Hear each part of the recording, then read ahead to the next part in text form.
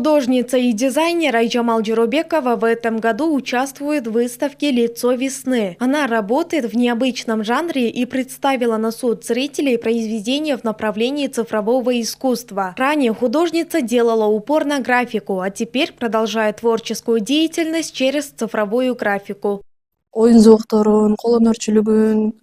Я делаю акцент на темы развлечений и народных ремесел. Например, на этой работе изображена игра «Топ-таш». Кыргызский народ выделяется своей историей и культурой. В своей деятельности я стараюсь передавать такие традиционные игры, как «Топ-таш», «Кыс-куумай» и скачки на лошадях.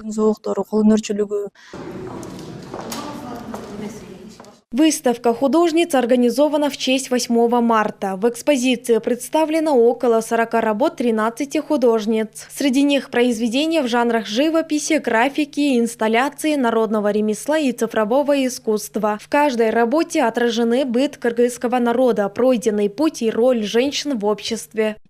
С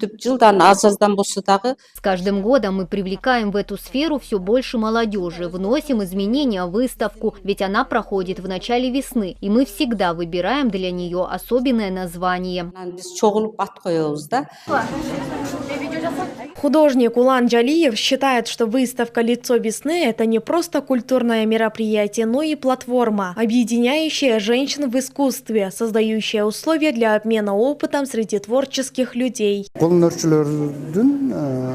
Женщины, которые раньше работали с войлоком, теперь создают свои изделия в формате современных панно. Кроме этого, на выставке представлены и другие замечательные картины.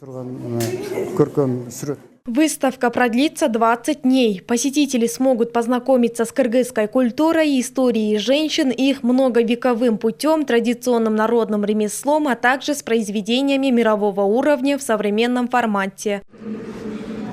Айтунук Мамытова, Нурджамал Алымкулова, Уран Аддишев, ЛТР Ош.